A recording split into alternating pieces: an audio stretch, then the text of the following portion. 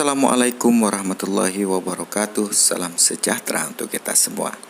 Nah, pada kesempatan kali ini saya akan berbagi kepada kalian bagaimana cara membuat power supply variable dari sebuah power supply printer. Oke.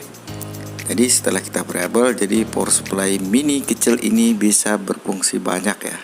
Bisa kita untuk charger baterai, bisa untuk menghidupkan LED. Tentunya kalian harus menyiapkan sebuah potensio multitron petak yang bernilai 10 kilo. Oke, kita akan mengeksperimenkan salah satu dari 4 power supply printer ini. Nah, ini adalah power supply bekas printer yang mana dia mempunyai tegangan output sebesar 24 volt, ada yang 1 ampere dan ada juga yang mempunyai tegangan output 24 volt sebesar 1,2 ampere. Nah, pada kesempatan kali ini kita akan mengeksperimenkan power supply 24 volt 1,2 ampere.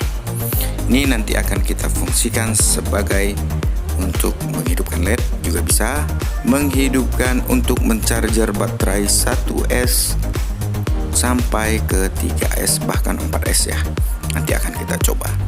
Oke, beginilah trik dan cara untuk membukanya. Kalau saya agak sedikit saya tetesi thinner ND yang warna merah kalengnya itu, ini untuk mempermudah dalam proses pembukaan dari casing ini. Karena casing ini selain ada juga lemnya, dia juga mempunyai kuku yang agak kuat ya. Jadi benar-benar rapat dari pabrikannya ini menutup casing ini. Oke, pelan-pelan saja. Ini pasti bunyinya engkrok. Nanti kalian akan coba sendirilah. Oke, setelah terbuka kita lihat. Kita lihat bahwa inilah penampakan dari power supply-nya ya. Ternampak jelas antara blok primer dan blok sekunder. Oke. Blok mana saja yang harus kita tuju terlebih dahulu? Tentunya kita akan bermain di blok sekunder. Ini bertujuan untuk mengubah arus feedback dari IC TL431 kemudian dioper ke auto coupler yang untuk mengubah frekuensi dari switching ini sehingga dia bisa bermain dari 4,7 sampai 23 volt. Oke, sekarang simak caranya. Apa saja komponen yang harus kita buang dan apa saja komponen yang harus kita tambah. Tapi sebelumnya kita harus memastikan bahwa power supply ini bekerja. Oke, 7 volt ketika saya ukur, ketika saya hubungkan antara tengah dan tepi kanan, ketika saya jumper mengukurnya, outputnya 23 volt. Oke, maka power supply ini mempunyai baik ya power supply ini. Untuk semua tipe power supply printer tipe Canon, dia mempunyai 3 pin ya. Yang pertama tengah itu adalah pin mode, yang samping kiri ground dan samping kanan itu adalah plus. Kemudian yang samping tengah itu merupakan feedback ya. Ketika kita jumper dengan plus, maka dia akan mengeluarkan tegangan sebesar 24 volt. Ini terhubung ke sebuah transistor dan kemudian akan terhubung ke IC TL431, kemudian ke auto coupler.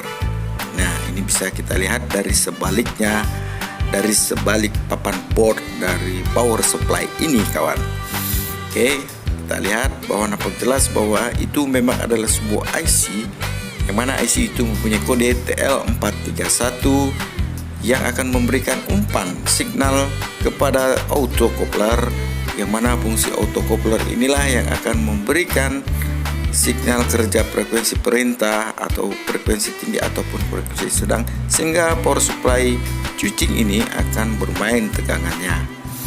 Nah, disitulah kita akan bermain. Oke, di sini terdapat sebuah resistor 4,2 kilo sekian ya. Kalau kita lihat, itu resistor itu tidak kita buang, kita biarkan saja. Oke, bagaimana caranya? Caranya adalah sangatlah mudah ya kalau kita perhatikan dari alurnya. Ya, terdapat sebuah transistor, itu adalah transistor 2XF. Kalau saya cek datasetnya, itu adalah sebuah transistor NPN, yang mana transistor itu akan kita buang nanti, serta juga sebuah resistor yang mempunyai nilai 10K. Nah, inilah dia. Q131 itu akan kita buang, dan R139 itu akan kita lepas.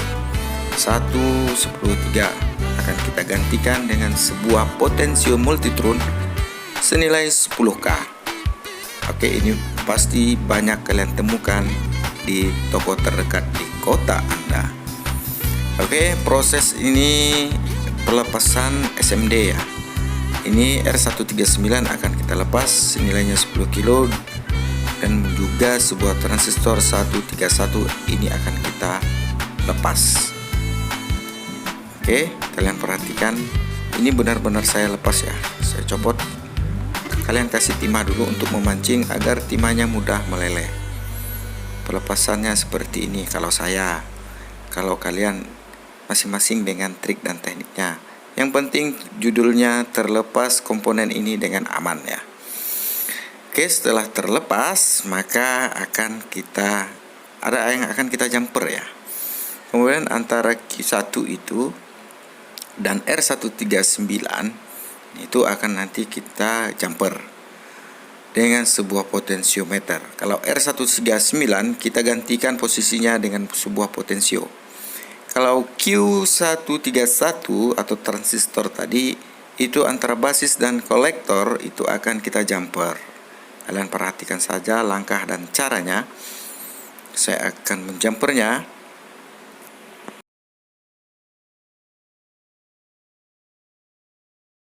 Oke, beginilah penampakannya setelah basis dan kolektornya kita jumper. Oke, terus selanjutnya kita akan memberikan kabel kepada sebuah potensio. Potensio ini adalah potensio multitron sebesar nilai tahanannya 10K ya, 103. Oke, setelah kita kasih kabel seperti ini agar memudahkan kita untuk mengedusnya nanti, dan kabel itu pun agar tidak bersemerautan ya, menempel di board. Sekarang kalian perhatikan cara untuk titik mana saja yang harus kita jumper menggunakan potensio ini. R139 itulah yang kita copot tadi, akan kita gantikan menggunakan sebuah potensio multitron. Nah, jikalau sudah selesai menjumpernya tadi di R139 digantikan dengan sebuah potensio multitron sebesar 10K, ingat 10K ya. Nanti kalian boleh eksperimen lah kalau berapa mempunyai nilai potensio yang berbeda. Sekarang untuk selanjutnya, untuk titik tengah dan plus itu kita hubungkan, kita kasih timah. Nah, ini berfungsi untuk mendirect langsung plus untuk memberikan nilai umpan langsung ke TL431. Sekarang kita kasih kabel plus untuk output. Ini untuk memudahkan kita dalam pengukuran ya. Sedangkan kabel groundnya saya kasih kabel warna biru saja. Kabel warna hitam saya sudah habis Oke, kalau sudah selesai, sekarang waktunya kita ukur tegangannya. Setelah kita buang transistor dan kita ganti resistor dengan potensio multitron, berapa tegangan output yang akan keluar? Saya akan memberikan tegangan input dulu AC 220. Oke, berhati-hati ya dengan switching, jangan sampai lupa bahwa benda ini setrum loh. Oke, 12,37 menurut multi ini ya, 12 volt lah. Sekarang coba kita adjust, kita putar potensi multitronnya. Oke, nilai voltase outputnya akan berubah, dia mulai turun ya, turun sampai saya putar sampai mentok ya. Sekarang sudah 6 volt, saya putar kembali. Oke, 5,9, saya putar kembali ke arah kiri. Oke, 5 volt, 5,3, 5,2. Ini untuk potensionya bebas ya, mau bolak-balik pemasangannya ya. Cuman kalau putar sebelah kiri, nanti kalau kita balik dia akan tegangannya akan meninggi, dan sebaliknya juga kalau kita pasang secara bolak-balik. Oke, saya akan mencoba di berapa tegangan paling downnya dengan menggunakan potensio 10K, 10 kilo, 4,65, 4,5. Oke, paling down sekali sampai multi ya sudah kletek-kletek, berarti 4,5 paling down. Oke, sekarang saya coba up lagi, saya naikkan ke atas di tegangan berapa dia paling mentoknya. Oke, 48, 49, 5 volt, 5,1. Sekarang kita putar kembali sampai tegangannya up. Power supply ini bisa kita gunakan untuk mencarger baterai 3S, 2S, 1S, bahkan 4S. Ampernya kecil, 1,2 ampere. Ini lumayan lah ya kan, daripada menganggur nih power supply. Kebetulan ini saya dikasih adik saya, channelnya jm.com, silahkan kalian kunjungi yang mempunyai hobi tentang komputer dan software. jm.com, terima kasih. Oke, power supply-nya ya 12,8, 12,7, 12,6. Saya set untuk baterai 3S. Sepertinya ini bisa mencharger ya, charger baterai 3S. Nanti kita tes saja.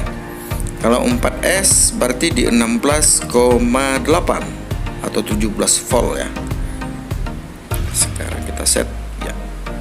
Kalau menurut voltasenya ini bisa kita charger untuk mencarger baterai 4S. 4S itu kan 16,8 sampai 17 volt. Oke, demikian ya sahabatku, langsung kita ke tahap pengetesan saja. Nah, sekarang saya akan mencoba mencarger baterai 18650 ini menggunakan modul TP4056. Dengan tegangan output saya kasih sebesar 5 volt dan hasilnya tegangannya drop menjadi 4,78 kalau menurut multi ini ya. Alhamdulillah, multi murah meriah, yang penting indikator voltnya keluar. Tapi insya Allah ini saya upgrade. Ya, kalian doakan saja AdSense saya segera cair.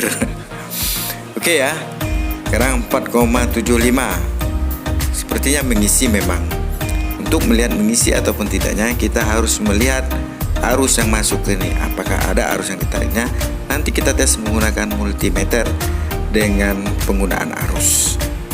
Oke, sekarang coba kita tune saja, kita naikkan tegangan ini, apakah bisa?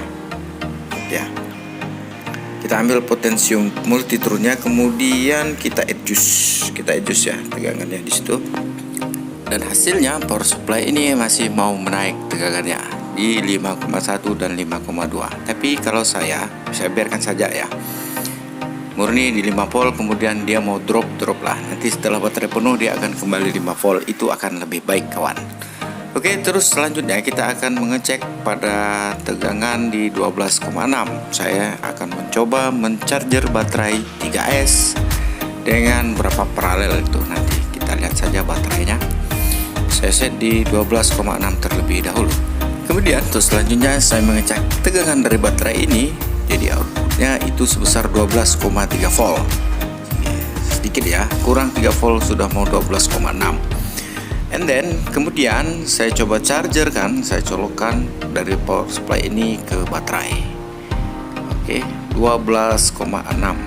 Agak sedikit turun ya. Tadi kan 12,67, sekarang 12,6. Kemungkinan ini masuk. Tapi untuk mengetahui masuk tidaknya, jadi kita harus mengukur arus yang masuk ke dalam ya, berapa baterai ini menarik arus dari power supply ini. Sekarang saya coba, kalian perhatikan multi di sebelah kiri itu terdapat 0,8, artinya 800 mA yang ditarik, tidak sampai 1 ampere. Demikian ya sahabatku. Sekarang saya tes lagi tegangannya menggunakan multi di atas 12,9. Sepertinya multinya ini berbeda tegangannya ya, kacau. Oh tuh, kacau nih multi, padahal satu merek yang sama. Kemudian saya ganti sajalah dengan multi seperjuangan saya, yaitu multi bolong saya. Oke, sekarang kita cek menggunakan multi bolong 12,67 dengan arus 800 mA. Oke, demikian ya sahabatku. Jadi pengisian ini masuk ke dalam. Ya, inilah penampakan baterainya. Kalian hitung saja berapa nilai ya paralelnya 3S ini.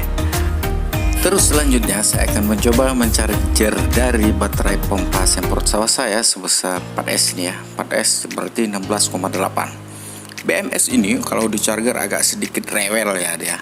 harus dipancing lagi, harus digunakan. Kalau tidak menggunakan full ampere, itu agak susah kita menchargernya. Kadang kalau kebesaran ampere dia cut off, kekecilan ampere nggak masuk, kebesaran voltase nggak masuk, kebawahan voltase dia nggak masuk. Jadi saya sarankan kalau ampere yang sudah agak sedikit besar ya, kalian menggunakan power supply yang mempunyai voltmeter dan ampere, dan power supply yang mempunyai konstan current, itu kontrol voltage dan kontrol current, itu agak lebih mudah itu dalam mengecek apakah dia masuk ataupun tidak. Kalau tidak ada mempunyai power supply, itu agak sedikit rumit mengecas BMS ini. Kalian perhatikan saja nilai ampere yang masuk ke dalam baterai ini berubah-ubah ya ketika saya adjust tegangan dari power supply ini. Dari 200, 300, 400, 200 mA yang ditariknya. Kebetulan baterai ini sudah juga mau penuh.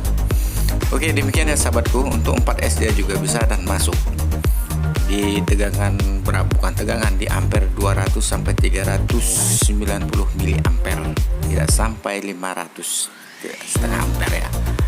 Oke, demikian sahabat, untuk power supply ini kalian perhatikan di 260 mA dia masuk, perlahan tapi pasti dia untuk pengisiannya. Sekarang tes terakhir untuk sebuah lampu LED ringan. Tentunya power supply ini juga bisa kita gunakan untuk penerangan lampu di rumah kita. Jadi bekas printer ini aslinya itu kan 24 volt 1,2 ampere. Jadi kita manfaatkan untuk tegangan 12 volt untuk hidupkan lampu LED saja. Berapa arus yang akan ditariknya nanti dari power supply ini?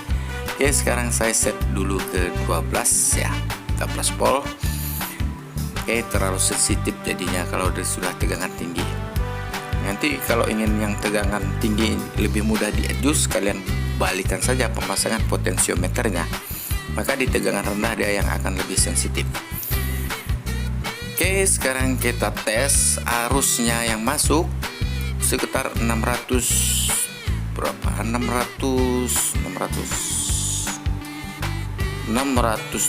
mA ya kawan. Oke, demikian sahabatku ya, tes-tesan kita pada kali ini, semoga bermanfaat. Oke sahabatku, di ujung video ini saya ingin mengucapkan sebesar-besarnya kepada adik saya jm.com, channelnya yang telah memberikan power supply bekas ini yang menjadi bermanfaat untuk saya dan untuk kalian semua penghobi elektronik. Jika video ini bermanfaat, silakan kalian share ke teman-teman kalian. Semoga kita bisa maju bersama-sama. Saya Yurs Elektro. Wassalamualaikum warahmatullahi wabarakatuh.